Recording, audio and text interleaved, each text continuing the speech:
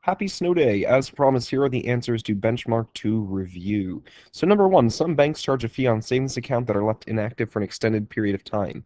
The equation y equals 5,000 times 0.9 to the x represents the value of y of one account that was left inactive for a period of x years. So we've got an exponential function here in front of us. How do I know it's exponential? The variable is in the exponent. That 5,000 is the initial amount. That 0.98 means I'm losing 2% each year. How did I get 2%? I'm keeping 98%. I'm losing the 2% because together that would make 100. So 5,000 is my initial amount. I'm losing 2%. What is the y-intercept? The y-intercept is that initial amount. So the y-intercept is 5,000, and it's the initial amount, choice C. So be sure that we can interpret exponential functions as saying that's the initial amount, and that's the percent of change. Two functions are graphed on the same set of axes. Which statement is true about the solution to the system of equations? Well, what makes me a solution to a system? I have to be a point that makes both of them true. So 3, 0 is a solution because it satisfies that one. No, you have to work for both. 9, 0 is a solution because it satisfies that one. No, you have to work for both. 6, 3 is a solution to the system because it satisfies both. There's the answer right there. We could check that by plugging it in, too.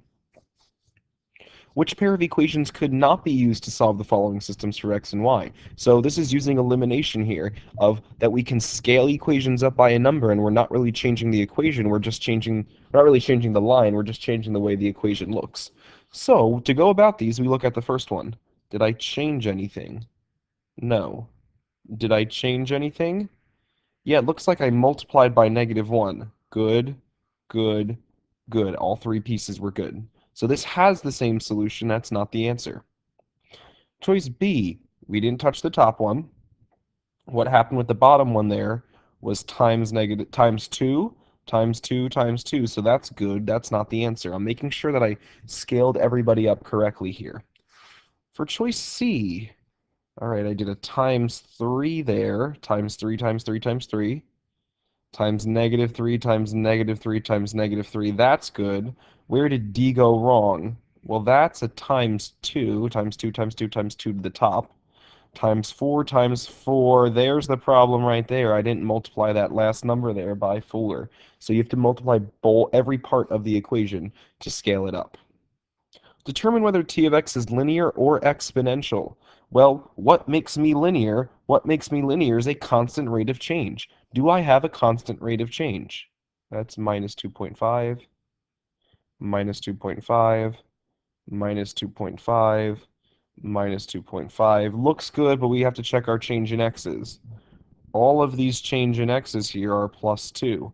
So, is it linear or exponential? It's linear, explain why. There exists a constant rate of change in the table. Therefore, it's a linear function. Linear functions have a constant rate of change. I don't know how many times I said that in class, but we've got to remember what makes me linear? A constant rate of change.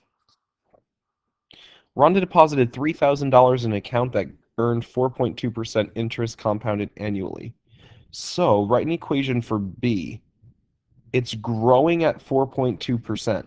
So I've got the 3,000 bucks. How do I grow it by 4.2%? 1 plus, because it's growing, 0.042. I turn that percent into a decimal by dividing by 100, and that happens t times. This is an exponential function that models things growing at a percent increase. So I'm growing by 4.2%. That's an exponential function where the rate is 0.042. Back to Rhonda here. If I said that I could find the account after 5 years, all I would have to do is plug in a 5. Which function has a constant rate of change equal to -3? Plus 3, plus 3, no. Let's go to C. This graph here has a rate of change of, that's the slope, down to right 1. That is not -3. Divide by 2, divide by 2, divide by 2. Y equals -3x plus 5. There it is. There's my constant rate of change there of slope. A constant rate of change should be a linear function. The equation that represents this function is, So if I give you a table and a bunch of equations, type all of these into y equals on your calculator. Type each of these into y equals and see what part of the table matches up. If you do type it in, it's not going to be A, it's not going to be B, it's not going to be D, it's going to be choice C here. Choice C is going to be the magic function that works for this table. Type these choices into y equals, hit second graph to get to your table to see what matches up. The cost of airing a commercial on TV is modeled by the function C of n equals 110n plus 900. Well, this is a linear function. I have a one-time y-intercept of 900. I got to pay $900, and there's a reoccurring cost, because we're modeling the cost here, of 110. Every time I show it, for every n, the price goes up 110. Based on this model, which statement is true? Costs $0 to produce and 110 per airing? No, that makes no sense. It costs 110 to produce and 900 each time? No, it's 110 each time, which is why it's choice C. So the y-intercept's a one-time cost. The slope is that reoccurring cost that keeps happening. Sequences. I've got 2, 6, 10, 14. This is an add 4 pattern when we start at 2. Add 4 patterns starting at 2. So this is the recursive rule here. Recursive rules have 2 parts. And choice 2 is recursive. That should really be A sub n minus 1. There's a little typo there. That start at 2, the pattern is add 4. Add 4 to the previous term. So 2 works. And then which one works, 1 or 3? Well, 1 and 3 are explicit, which means you plug in the term number. So if I plug a 1 into there, 1 plus 4, I get 5. Do I want 5 boxes? No. Choice 1 does not work. Let's try 3. If I plug a 1 into there, 4 times 1 minus 2. 4 minus 2 is 2, it works. Let's try another one. Let's plug in 4. 16 minus 2 should give me 14. 14, I'm just plugging in the term number. 3 is the correct explicit formula. 2 is recursive because it's got those 2 parts. Explicits do not have 2 parts. Only recursive has 2 parts, so it's 2 and 3. Which recursively defined function has a first term of 10? Well, that's really easy to look at. Choice 1 is good, choice 2 is not good, choice 3 is good, choice 4 is not good, and a common difference of 4. A common difference is the number we add 4. It's describing the pattern. Add 4 to get to the next term. It's got to be choice 1. Choice 1, we're not multiplying by 4. A common difference is the number that you add repeatedly. Given this function here, which set would represent the range? So it's recursively defined because there's 2 parts. Start at 2, and this is telling me how do I get to the next term. How do I get to that next term there? Kind of ignore that part. I've got a times -5 pattern plus 2. So to get to the next term, times -5 plus 2. Well, 2 times -5 is -10, plus 2 is -8. How do I get to the next term? Times -5 plus 2. 40 plus 2 is 42. I just keep doing that pattern of times -5 plus 2 over and over and over and over again, and that will give me the recursive rule of choice 2. The graph of an inequality is shown below. Write an inequality represented by this graph. So you basically have to find what line that is. I've got a y-intercept of -3 and a slope of up to right 1. So 2x minus 3. The question is, what sign do I use? What inequality do I use for y 2x minus 3? Well, if I go to, it's definitely got the equal to piece because I have a solid line, and I'm shading up. If I go to that line and go up, so greater than or equal to. On the same set of axes, graph this inequality. Well, let's subtract x. 2y is less than -x plus 4.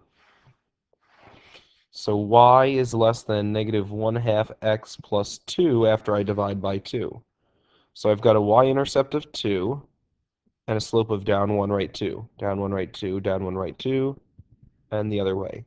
But this line is dashed because I don't have that equal to piece there, so be careful. Make sure that your line that you're graphing here is dashed and not solid because it's not part of the boundary. That boundary line is not part of the inequality, And now I've got a shade, y is less than, go to the line and shade down. And label x plus 2y is less than 4. Oscar says 2-1 is a solution to the system. Is he correct? Explain your reasoning. 2-1, well, here's the solution set over here where they overlap. Is 2-1, that point of intersection, a solution to the system?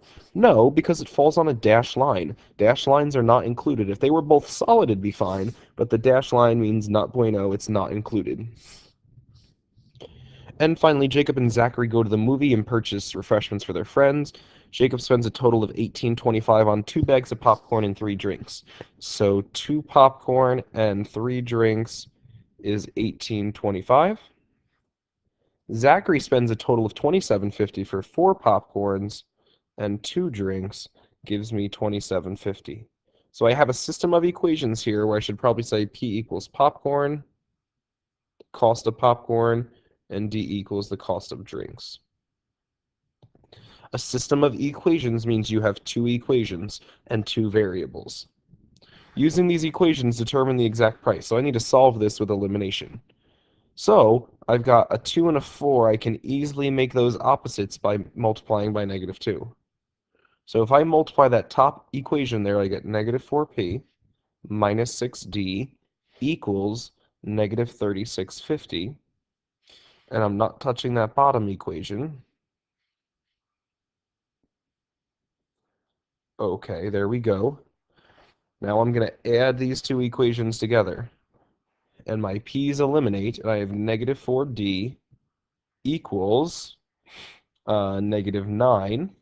So each drink divided by -4 is 225, which makes sense. I didn't get a negative number. I didn't get like $50. I got 225 as the cost of a drink. But I need to also find popcorn now, so I have to plug back in to get popcorn. Let's use that second one there. 4 popcorns and 2 drinks. 2 drinks is 450. 2 times 2.25 equals 2750. Subtract 450 over.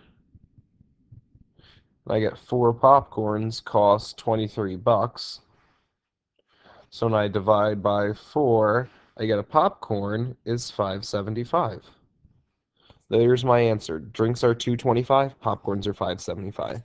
Make sure you can do all of these problems in this benchmark review, because if I see you tomorrow, and I think we will, that we will be taking the benchmark and a lot of these concepts will be tested on there. So best of luck studying and enjoy your snow day.